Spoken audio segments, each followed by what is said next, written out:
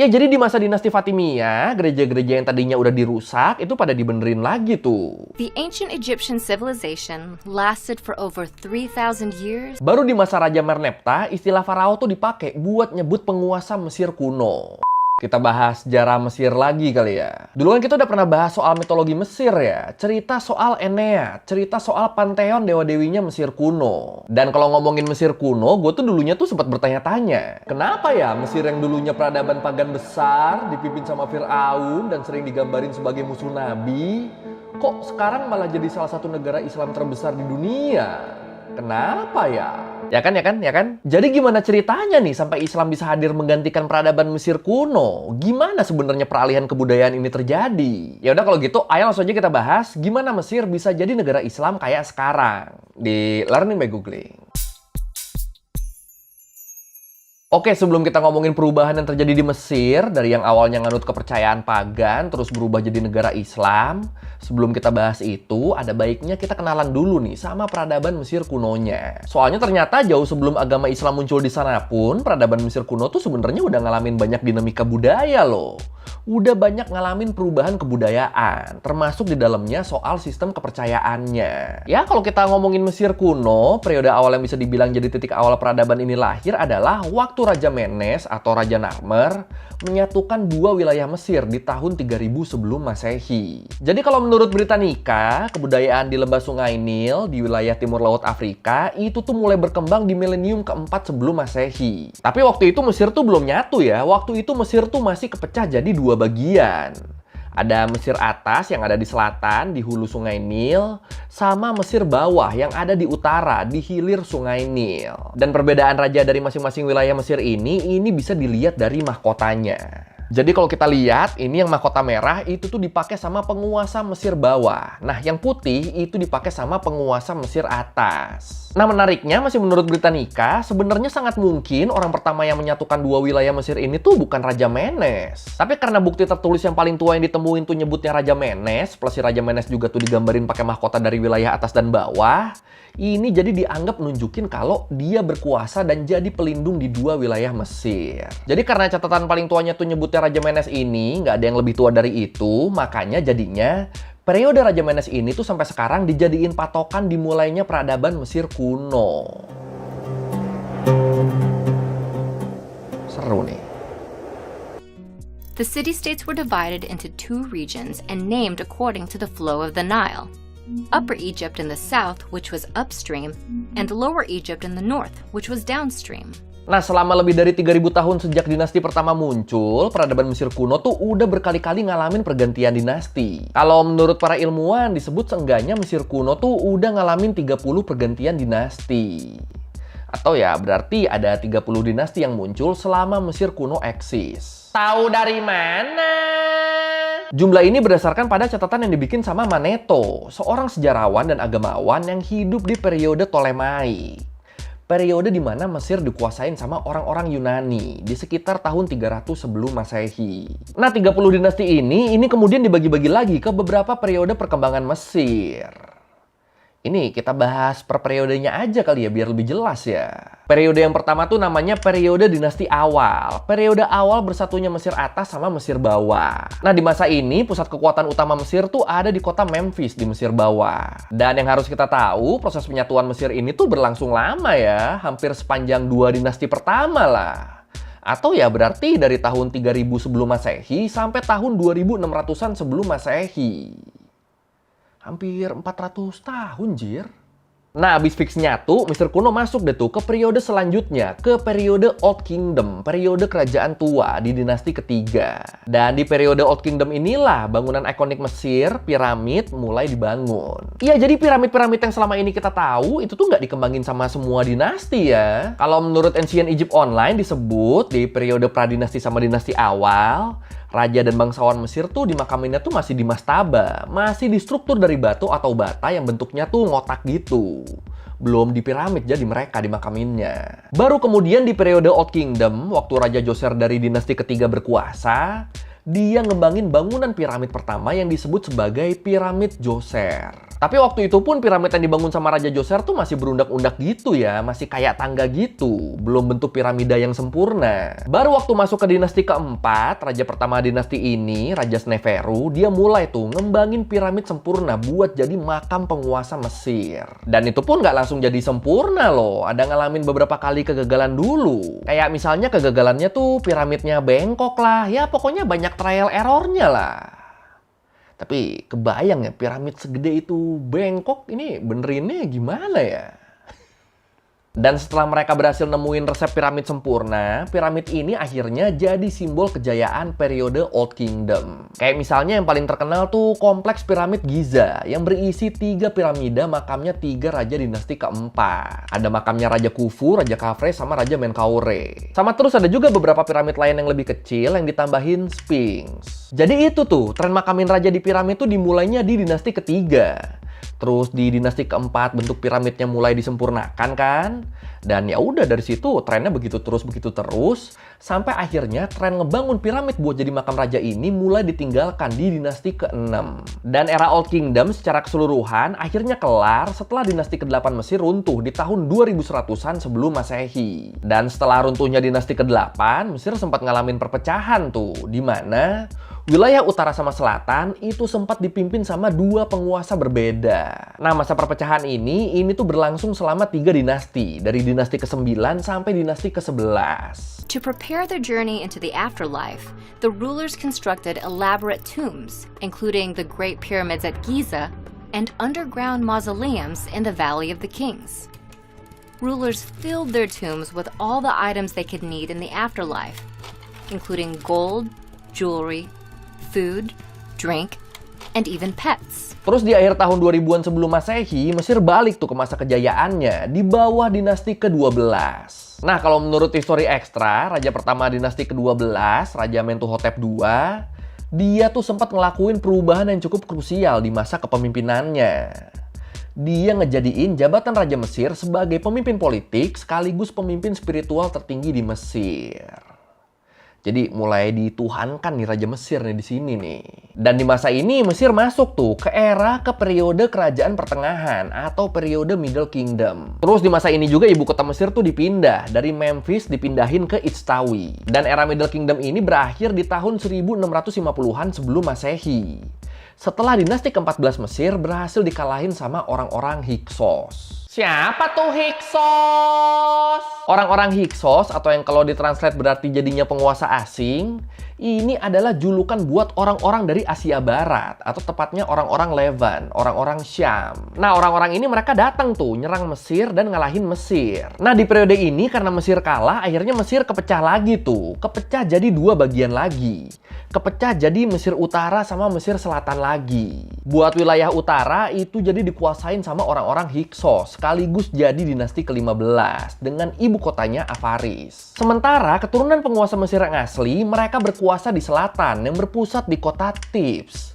Sekaligus mereka tuh jadi dinasti ke-16. Dan setelah beberapa lama terpecah, Mesir kemudian berhasil disatukan lagi di tahun 1550-an sebelum Masehi. Disatukan sama raja terakhir dinasti ke-17 yang namanya Raja Kamose. Dan dari situ Mesir masuk deh tuh ke periode selanjutnya, masuk ke periode kerajaan baru, masuk ke periode New Kingdom. Periode yang dianggap sebagai era terbaik dari peradaban Mesir kuno. Iki.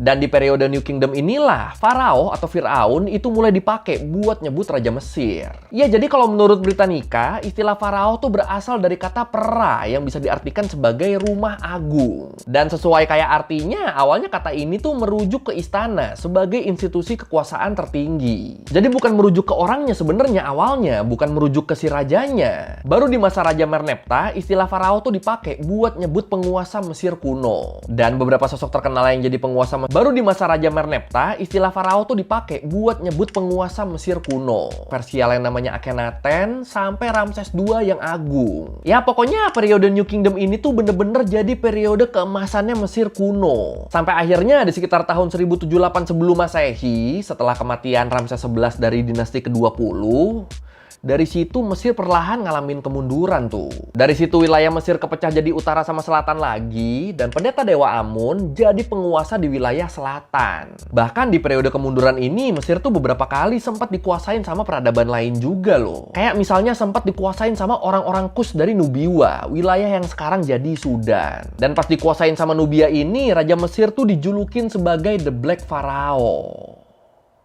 Ini nggak perlu dijelasin kenapa julukannya gitu kan? Pharaoh, which means great house in Egyptian, was never the ruler's formal title.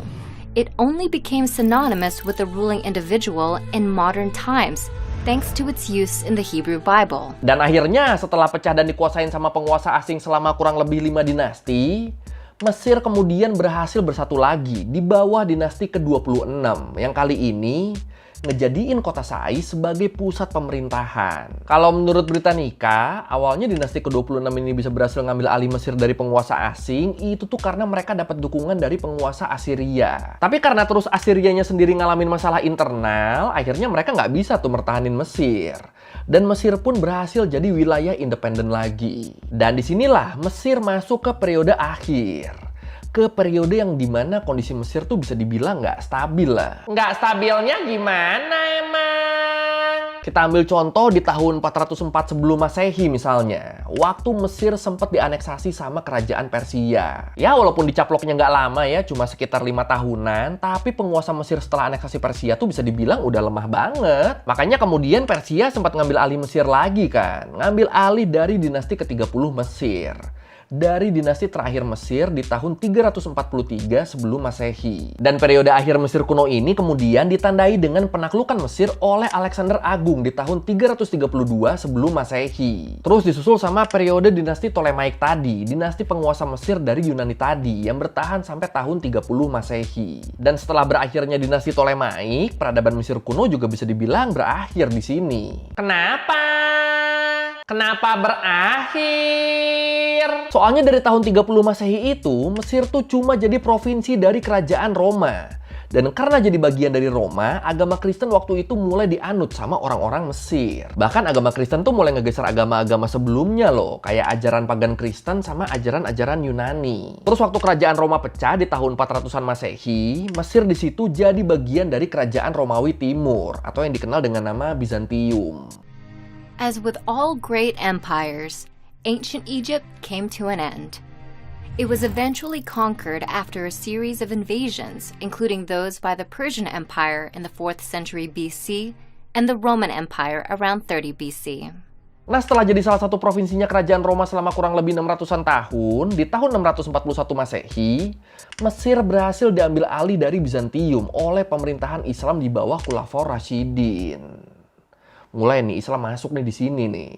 Terus kekuasaan penguasa Islam di Mesir ini berlanjut sampai dinasti Abbasiyah di abad ke-10 Masehi. Nah sebenarnya waktu penguasa Islam hadir di Mesir, ini tuh nggak langsung mulus-mulus gitu aja ya. Enggak. Sempat ada beberapa pemberontakan yang terjadi yang disebabkan oleh aturan yang dianggap diskriminatif. Diskriminatif gimana? Jadi gini, ternyata di era Islam awal di Mesir tuh ada pungutan khusus buat orang-orang non-muslim yang tinggal di wilayah muslim. Nama pungutannya tuh namanya jizyah. Nah, karena adanya aturan jizyah ini dan adanya diskriminasi lain ke non-muslim yang dilakuin sama beberapa penguasa muslim, akhirnya di situ banyak orang-orang Mesir penganut agama lain, kayak Kristen Koptik misalnya, itu mereka terpaksa pindah ke Islam. Daripada ditarikin duitnya terus kan, mending pindah agama aja udah. Mereka mikirnya gitu tuh. Nah, beberapa dari mereka yang bertahan, yang nggak pindah agama, mereka-mereka inilah yang kemudian melakukan pemberontakan. Dan yang sangat disayangkan di sini disebut kalau selama periode kekuasaan dinasti Islam di Mesir ini, banyak banget tempat-tempat ibadah milik orang-orang non-muslim, kayak gereja Koptik, yang dirusak sama orang-orang muslim. Ada kelakuan. Tapi untungnya situasi ini mulai berubah waktu dinasti Fatimiyah berkuasa di Mesir. Ya jadi di masa dinasti Fatimiyah, gereja-gereja yang tadinya udah dirusak itu pada dibenerin lagi tuh. Terus selain itu, festival-festival keagamaan orang-orang Kristen Koptik sama pagan yang tadinya dilarang itu juga mulai diperbolehkan lagi. Iki, toleran iki, baru iki. Dan toleransi yang tinggi ini juga ini dipertahankan sama dinasti Ayyubiyah waktu mereka jadi penguasa Mesir di bawah kepemimpinan Salahuddin Al-Ayyubi. بينما كان صلاح الدين يوطد أركان دولته في مصر كان يحتاج إلى حليف قوي ولم يكن هناك حليف أقوى من القدر يصاحب صلاح الدين في هذه الفترة. Tapi sayangnya setelah Salahuddin wafat, penerusnya tuh ternyata tuh nggak punya kekuatan militer sekuat pendahulunya. Dan ini berakhir ke jatuhnya dinasti ini ke tangan dinasti Mamluk. Nah, Mamluk sendiri, mereka tuh sebenarnya tentara Turki yang awalnya adalah kasta budak zaman dulu. Tapi kedudukan mereka tuh di atas budak biasa, makanya mereka boleh megang senjata. Nah, waktu mereka berkuasa di Mesir, Mamluk ini dianggap sebagai penguasa sejati yang statusnya lebih tinggi dari Muslim Mesir. Walaupun ya populasi mereka nggak sebanyak Muslim Mesir ya, tapi tetap tuh kedudukan mereka di atas. Nah, di masa kekuasaan orang-orang Mamluk ini, kelompok non-Muslim Mesir tuh lagi-lagi mereka ngalamin persekusi. Tapi ya di luar segala efek negatifnya, harus diakui, bisa dibilang di masa Mamluk ini Mesir tuh jadi bangsa yang kuat banget ya. Mereka punya kekuatan militer yang bener-bener kuat, yang bahkan bisa bikin bangsa Mongol nggak bisa naklukin mereka. Terus selain militer, mereka juga tuh punya pengaruh politik yang kuat banget. Padahal basicnya orang-orang Mamluk ini kan orang Turki, bukan orang asli dari wilayah Arab. Dan kekuasaan Mamluk di Mesir ini kemudian dilanjutin sama dinasti Utsmaniyah di abad ke-16 Masehi. Dan ya udah, dari situ penguasa Mesir Islam terus sampai akhirnya Mesir jadi negara kayak yang kita tahu sekarang.